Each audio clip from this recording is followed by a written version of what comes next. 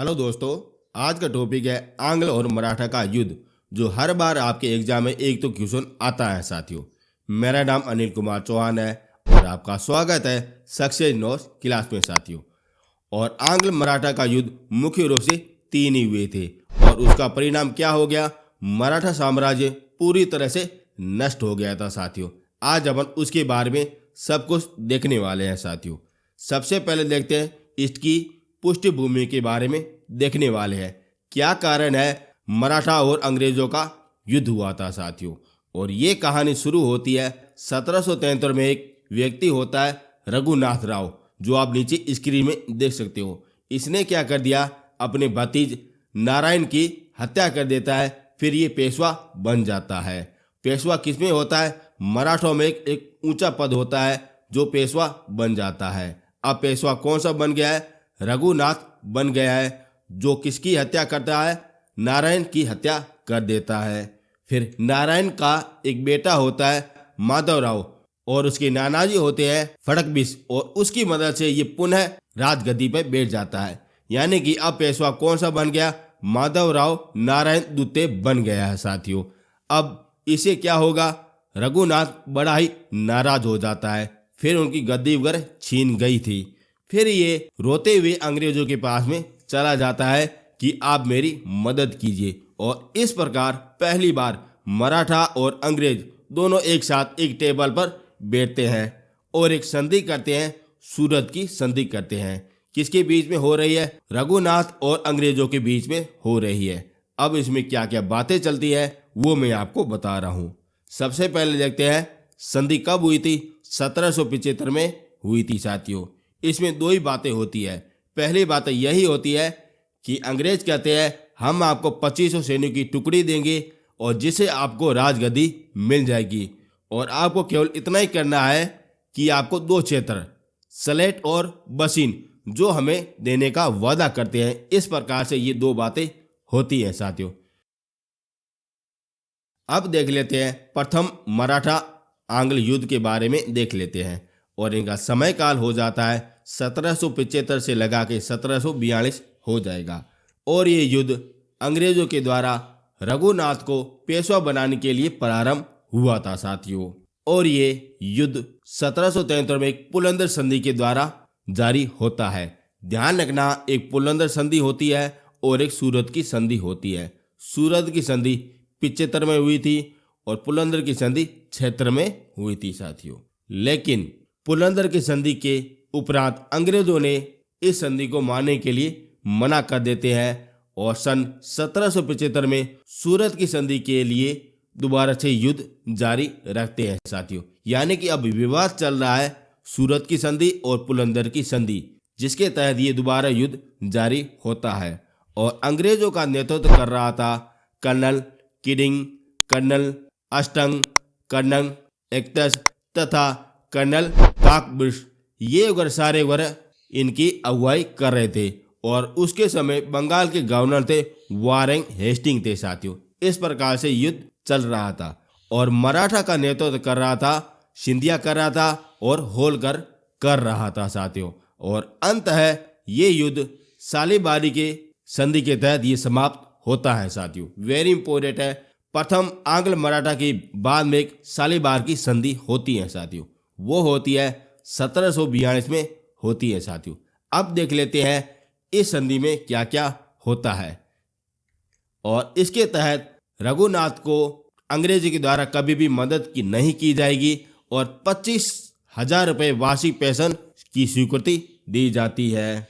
और माधव नारायण को अगला पेशवा बनाया जाएगा। यानी कि यहाँ पे पुनः से दोबारा माधवराव नारायण द्वितीय पेशवा बन जाता है। और यह भी तय हो गया कि मराठा और अंग्रेजों के बीच में 20 साल तक कभी भी कोई भी युद्ध नहीं होगा। और इस युद्ध में कहा जाता है कि मराठा का पल्ला बहुत ही भारी था और अंग्रेजों का पल्ला बहुत ही कमजोर था। इस कारण ये पहला आंग्ल मराठा का युद्ध होता है। आपको ध्यान में रखना है कि कौन सी संधि कौन से युद्ध के बाद में हुई थी, कौन सी पहले हुई थी। वहीं से आपके क्वेश्चन पूछे जाते हैं साथियों।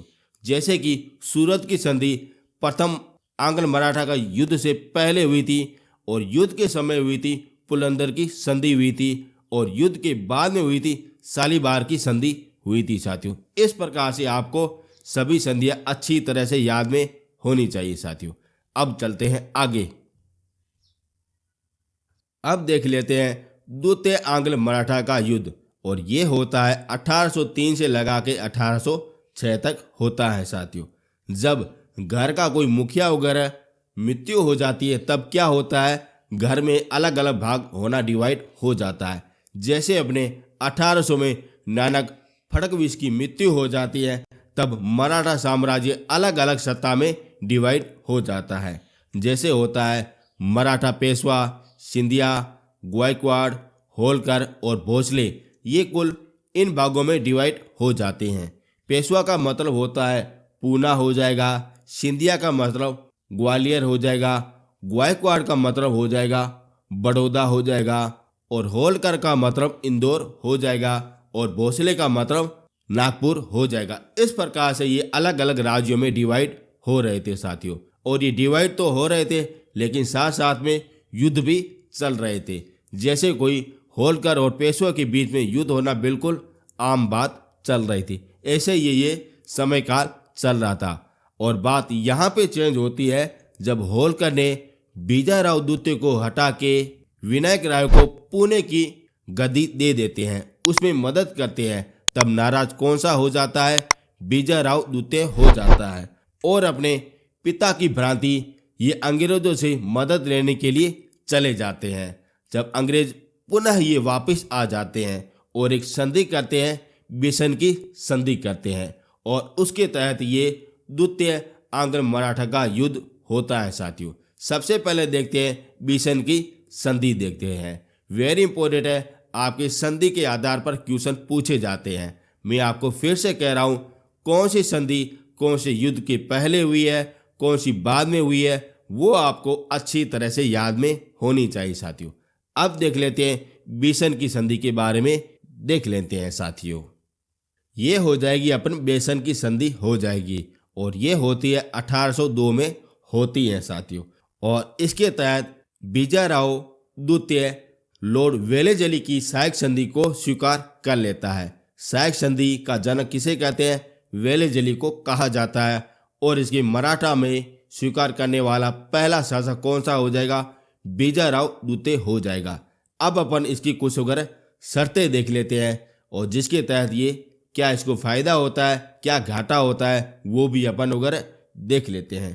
पहली शर्त यही होती है कि अंग्रेजों की एक छोटी सी टुकड़ी उस राज्य में रखी जाएगी, और उसका सारा वहन यानी खर्चा पानी उस राज्य के द्वारा किया जाएगा, तथा उस राज्य की कभी भी कोई भी सेना नहीं होगी, तथा अन्य किसी भी राज्य से कोई भी मदद नहीं मांग सकते। यदि आपको सुरक्षा चाहिए तब आप अंग्रेजी सरकार से मदद ले सकते हो। ऐसी कुछ उग्र शर्तें होती है, सहायक संधि के तहत होती है। तथा अन्य यूरोपियन कंपनी के साथ में कोई भी संबंध में नहीं होना चाहिए, ऐसे भी ये शर्तें होती हैं।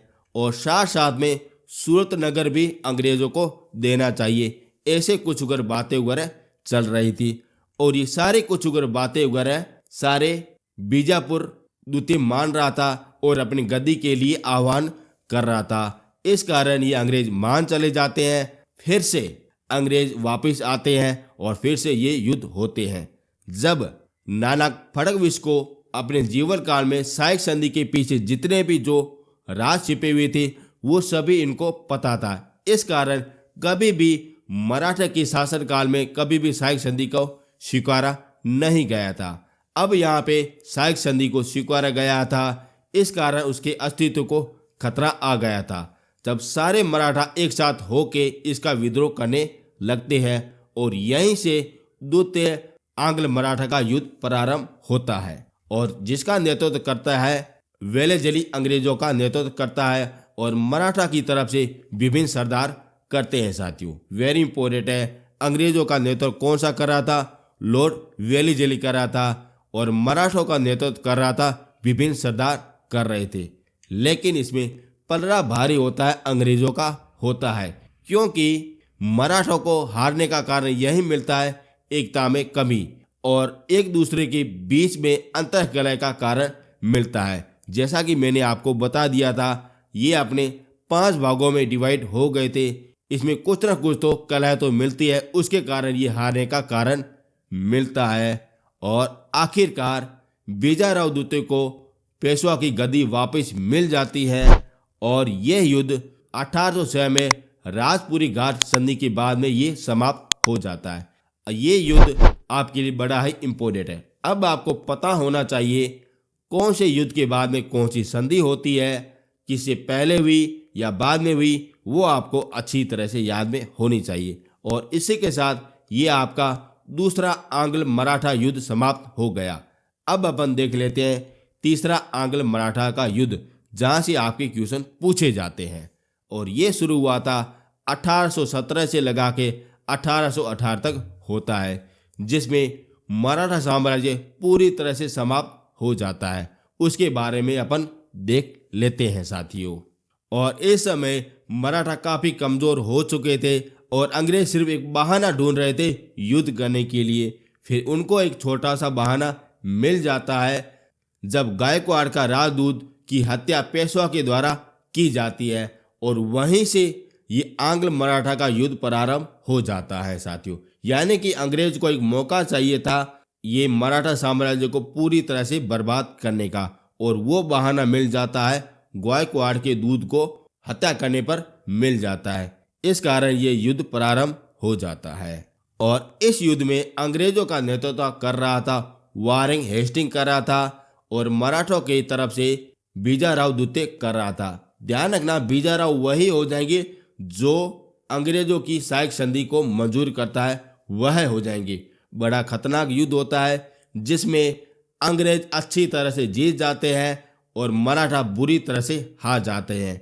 फिर अंतिम में पूना की संधि होती है और इसके तहत ये तीसरा आंग्ल मराठा का युद्ध समाप्त होता है साथियों। और इस संधि के तहत ये मराठा साम्राज्य भी पूरी तरह से बर्बाद हो जाता है। और इस संधि के तहत पेशवा पद को समाप्त किया जाता है। आप बार बार सुनते हो ना, पेशवा पद, इसको भी समाप्त किया जाता है, पूना की संधि के तहत किया जाता है। तथा बीजाराव द्वितीय को कानपुर के निकट एक बिठल के स्थान पर पेंशन देके ये भेजा जाता है। यानी कि अब बीजाराव द्वितीय कानपुर के निकट में बिठल के स्थान पर वहां पे पेंशन के रूप में रहेगा साथियों। और इसकी मृत्यु होती है 1853 में हो जाती है। तथा इसका एक दत्तक पुत्र होता है, धूपपंत होता है। धूपपंत वही है जिसे कहते हैं नानक साहब कहते हैं साथियों। ये अपने पेंशन की मांग करता है, लेकिन अंग्रेजों के द्वारा मना की जाती है। फिर अंत है 1857 क्रांति में धूमपंत और रानी लक्ष्मीबाई और टाटा टोपी की मदद करके ये विद्रोह कर लेता है। इस प्रकार से ये अंग्रेजी साम्राज्य ने मराठा साम्राज्य को पूरी तरह से समाप्त कर देता है। और इसी के आधार पर आपसे क्वेश्चन पूछे जाते हैं साथियों। वेरी इंपॉर्टेंट है। मैंने आपको पहला, दूसरा और तीसरा युद्ध के बारे में सब कुछ आपको बता दिया। आपको पता होना चाहिए कौन सी संधि कब हुई थी, किसके बाद में हुई थी, क्या क्या बातें हुई थी, वो आप सभी लोगों को पता होनी चाहिए साथियों। यदि आपको मेरा कंटेंट और मेरी मेहनत आपको पसंद आ रही है ना, तो चैनल को जरूर से जरूर सब्सक्राइब कर देना, शेयर जरूर से जरूर कर देना। अब मिलेंगे नेक्स्ट वीडियो में। थैंक यू सो मच साथियों।